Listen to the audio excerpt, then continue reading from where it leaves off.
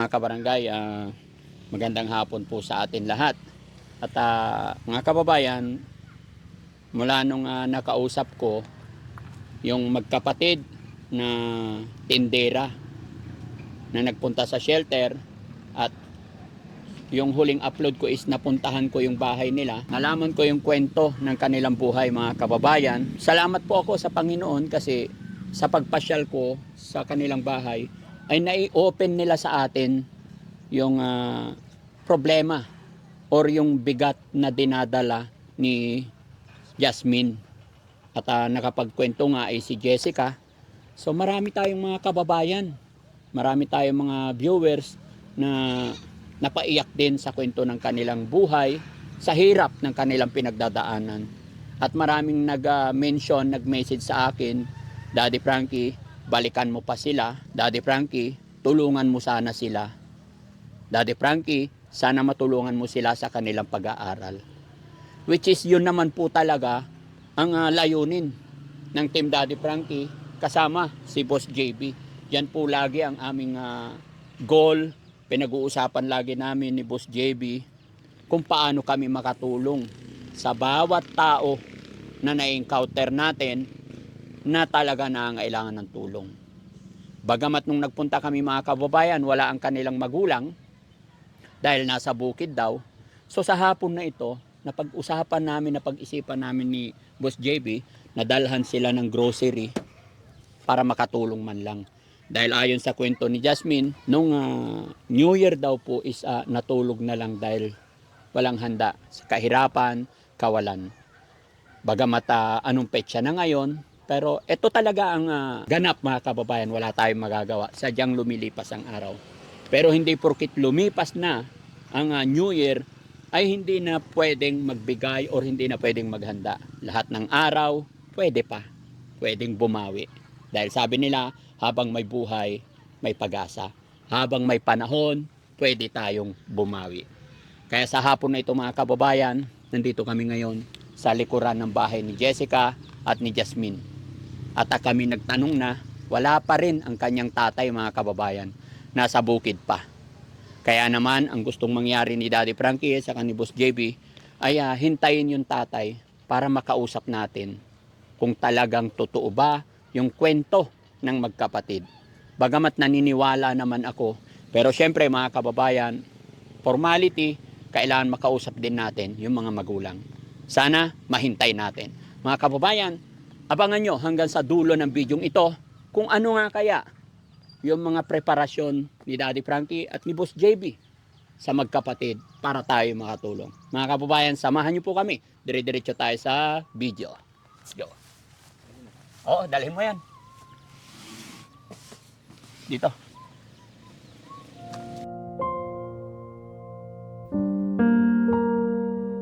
So yun, mga kababayan, mga kabarangay, after po ng isang oras kalahati paghihintay natin, andito na po yung tatay ni Jasmine tsaka si Jessica.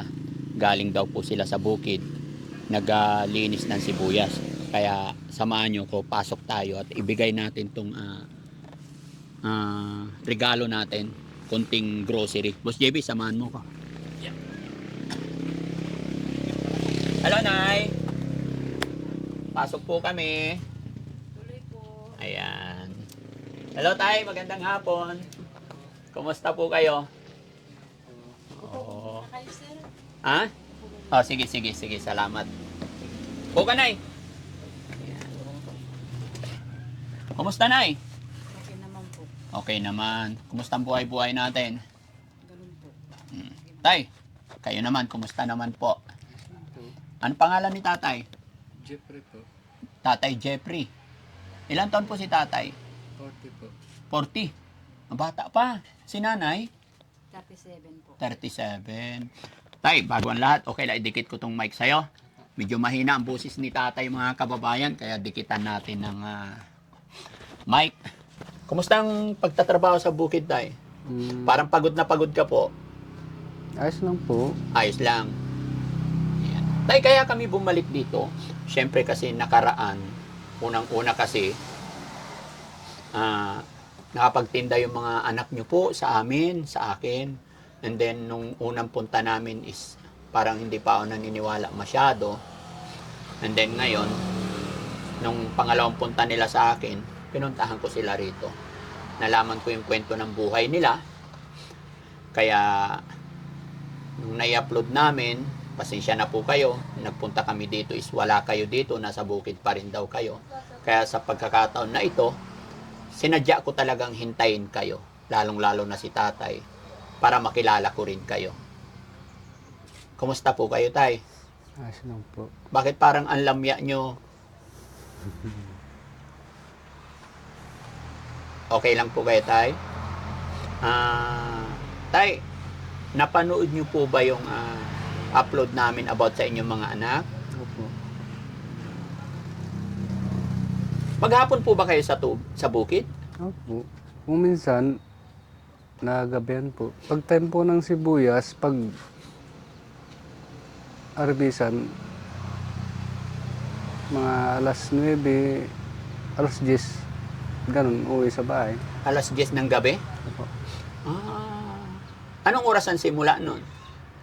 Madaling araw po. Madaling araw talaga. Bukod sa sibuyas, tay, ano po yung trabaho nyo? Sa construction po. Nagko-construction kayo.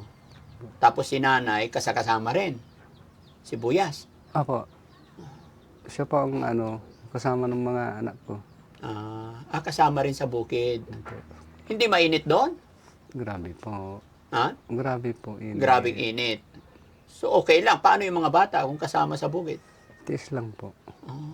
Magkano na kinikita nyo, tay? Paano ba ang kitaan ninyo? Although nakwento naman na ng mga anak ninyo, yung usapan namin na pakyawan daw paglilinis. Opo.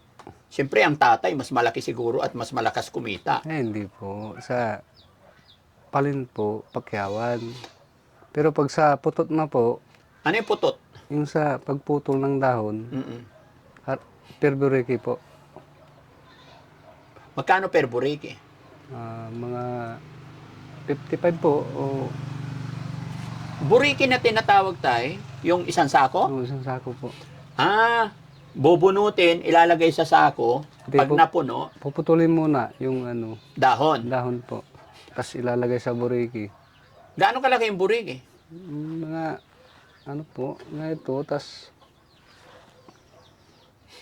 mga 15 kilos po, isa. Nasa 15 kilos. So, bali ilan yung anak nyo, tay? Nay? Anim po. 6. Opo. Mga bata pa, no? Mas matanda pa ako sa kanila, mga kababayan, mga kabarangay. Ano na ako 46 na po ako. Running 47. No?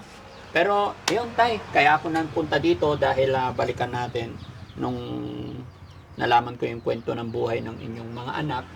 Naawa po talaga ako. Kaya, nandiyan si Boss JB, kasama ko. Bumili kami ng kaunting grocery para sa inyo po.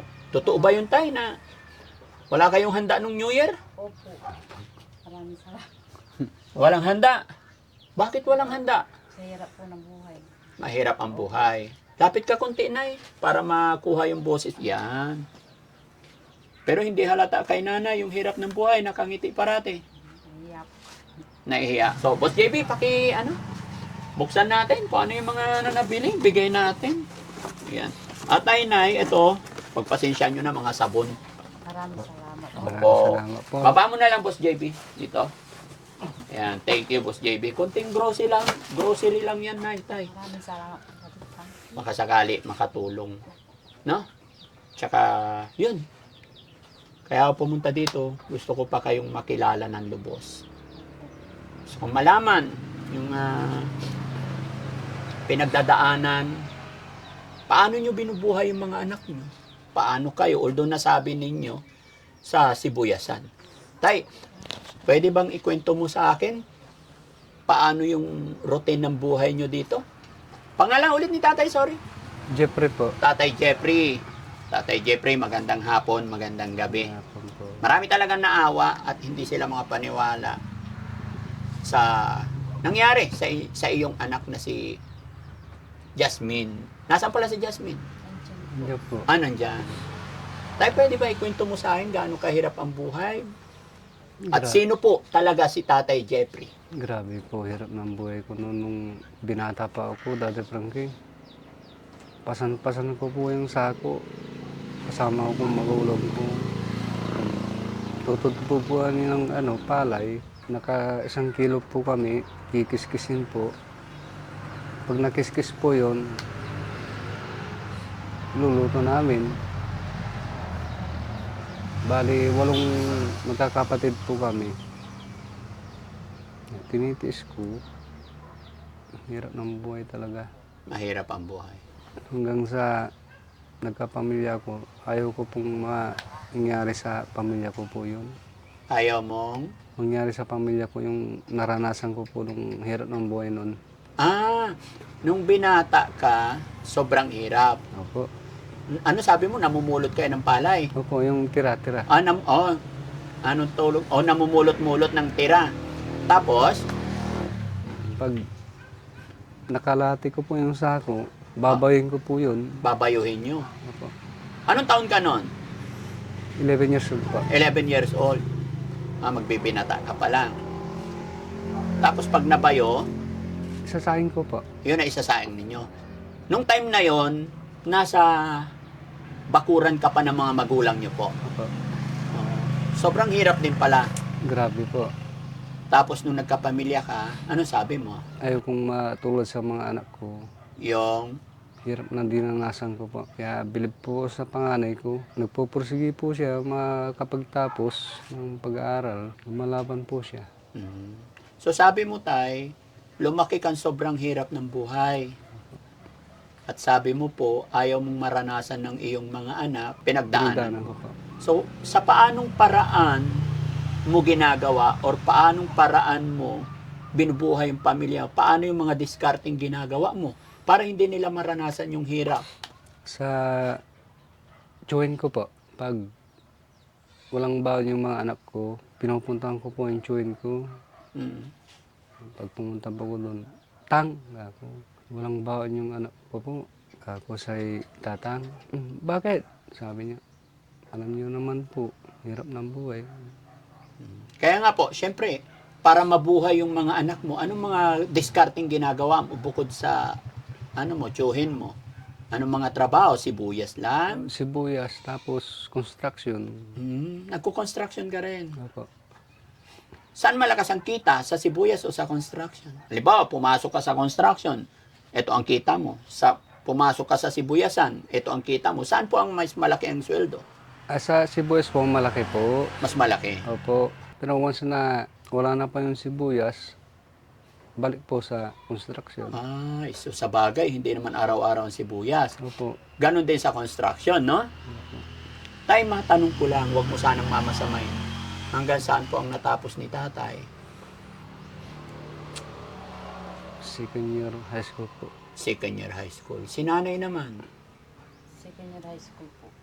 Second year high school din. Si nanay naman, nay, matanong lang kita. Sa nangyari sa iyong anak na kwento ni Jessica, yung nangyari kay Jasmine, anong naramdaman ni nanay? Nasasaktan din po ako. So, anong ginawa mo noon nung nalaman mo yun? Galit na galit po. Anong ginawa niyo po? Nahanap ko po siya. Nung nahanap niyo na po si Jasmine, tapos nandyan na, nalaman niyo na ganun ang nangyari. Ano yung mga ginawa niyo? Niyakap ko po. Para hindi na po siya, sabi ko po sa kanya na hindi na mauuli. Sabi kasi sa akin nila na tapos naman na yung kaso. So, paano nyo napagtagumpayan yun? Paanong ginawa ninyo at natapos na yung kaso na napanagutan? So, paano yung mga prosesong ginawa nyo? Tinuloy po namin yung kaso. Pinaglaban po namin. Anong una-una nyong ginawa? Siyempre, dumating yung anak nyo, nabalitaan nyo, ganun ang nangyari. Anong una-una nyong ginawa? Blatter po. Pwede ba ikwento mo sa akin, Nay, anong ginawa mo? Ano po, kasi nung nangyari po sa kanya, bagong panganak po ako. Tapos nung simula nung wala po siya, hinahanap-hanap po namin. Tinawagan po namin po siya eh. Nung mga bandang alas 4, nasa ano na po, Kamiling. Saktong nandun, binabawa na po siya sa ano, nireport na namin sa pulis. Umiyak po ako. Kasi wala po dito yung mister ko po. Wala si tatay nung time na yon. Nasa trabaho po, bagong panganak po ako. Yun yung mga bandang ano po, binababaw sa Manggahan. Diyan lang po sa Daraboy. Mabuti binalik siyang buhay. Thanks to God. Ano po. Okay. Okay na sana yung hirap ng buhay, no? Okay lang, maintindihan natin. Huwag lang sana mangyari sa mga anak natin yung mga hindi maganda, ano? Si tatay naman, tay, ano naman ang naramdaman mo nung nangyari sa anak mo na yun? Nagulat po ako nung nasa Tarlac po ako. Tumawag po sila tatay. Gabi po noon. Sabi ni tatay, Jake, sabi sa akin, uwi ka ng bahay. Bakit po? Bali 2 linggo po ako doon sa Tarlac. Kapapasok ko lang sa trabaho ko. Sabi nung tatay ko, Jake, uwi ka. Bakit po? Basta uwi ka, malalim na po yung gabi. Malalim ng gabi, pinapauwi ka. Opo. Bakit po? Basta uwi ka ng uwi. Sabi. Di, ano po, sabihin nyo na ako. Ayaw sabihin. Nung pag-uwi ko rito, di umuwi po ako. Yung kasama ko, pre, sabi ko kay kasama ko, uwi tayo ng Pangasinan. Umuwi po ako. Yun ang nabalitaan ko. Ganun nangyari sa anak ko. Parang nalanta pa ako. Na nag-isip, bakit nangyari. Yung ganun. Ang dami naman bayarang babae, ba't ginawa sa anak ko? Ba't ganun ang ginawa? Pero nung pagdating ko sa bahay, parang wala na pa ako sa mood. Tumila pa ako sa taas.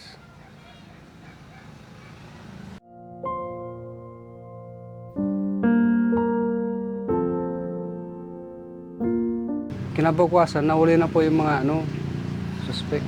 Kinabukasan nahuli Opo. din agad. Nung araw na pagbalik niya, madaling araw. Opo. 'Di ba sabi ni nanay, inilapag sa Manggahan. Opo. Tapos kinabukasan nahuli din. Opo. Okay. Kasama po sila tatay. Hmm. Niyakap po ako ni Jasmine. Ano po? Niyakap po ni Jasmine noon. Oo. Niyakap ka ng anak mo? Opo, nung pagdating ko po galing Tarlac. Oo. Hindi ko po alam. Hmm. Niyakap po ako ng anak ko. Niyakap ka ng anak mo? Sabi ni Jasmine sa akin, pa, sabi niya sa akin. Oo. Yun lang, pa. Napalawa ako sa gilid. Niyakap ko rin siya. Na Pero sa loob ko, masakit. Kaya lumayo po ako.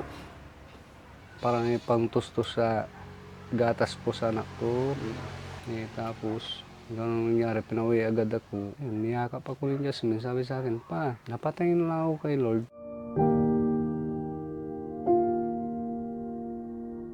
So after nun tayo, syempre tapos naman na yung kaso nangyari. Nakakulong na kanyo eh. Opo. So okay na yon. Tapos yung bunso ninyong anak, 9 months na kwento ng anak nyo. Opo. Magti 10 months po sa 24 po. Magti 10 months this coming 24. Pero sana na hindi na masundan, no? Nakailan na kayo? 6 6. Sa hirap ng buhay, no? Pasensya na. po, hindi na po. Hindi na. Nay, kumusta po si Jasmine? Kumusta yung mga anak nyo? Kumusta si Jasmine bilang anak ninyo? Mabuti po. Mabuti po siyang anak. Kasi kahit ano po, hindi ko pinapabayaan yung mga kapatid niya sa hirap ng buhay namin. Kahit mahirap ang buhay namin, nag-aaral po siya ng mabuti. Kahit may nangyari po sa kanya, iniisip po niya yung sa namin, sa buhay namin po na magtrabaho. Nagtatrabaho. Sabi nga Opo. nila, nagtatrabaho rin sila sa Sibuyasan. Sibuyas po. Kahit mga babae. Opo. Kahit malit po ang sahod, tinitiis po nila para makapagtapos sa pag-aaral. So, Sinisika po kasi gustong-gusto po nilang makapagtapos sa pag-aaral. Pero nakwento sa akin, Nay, mula nung nangyari yung problema sa kanya, sa module na lang. Opo, pinuntahan ko po yung teacher niya kasi Oh. binubuli daw po ng mga kaklase po niya. Na minsan daw po sinasabihan po siya buntis, ganun. Sabi ko hindi naman po hindi naman po siya totoong buntis. Kaya kinausap ko yung mismong advisor Mm. na mag-module para hindi na po siya ano po. Hanggang ngayon, module. Opo, Hanggang kailan po siya magmo-module? hanggang sa makatapos po ng grade 12. Ah, so may isang taon pa. Opo. Kasi grade 11. Okay naman sa school na module lang parati. Opo, mabait po naman yung mga advisor niya. Mm-mm. Kasi sinasabi ko po sa advisor na yung sa nangyari po sa kanya, ganun po na binubuli. Kaya pinayagan po siya mag-module. Sana maintindihan naman ng mga classmate, no? Sana Opo. hindi na siya bulihin. Kasi hindi naman niya kagustuhan yung nangyari. Pero minsan po, binubuli po. Kaya sabi, gusto po niya, ayaw na pong pumasok ng face to face. Kaya ang kinausap ko po yung mismong advisor, tsaka principal, para makapag-module. Bilang ina, anong nararamdaman niyo po na Masakit po. nabubuli yung anak niyo? Masakit po. Masakit po sa kalooban po namin. Na yung nangyari po sa kanya. Kasi sa hirap ng buhay po namin. Iwan ko po kung bakit nangyari sa kanya yan. Bago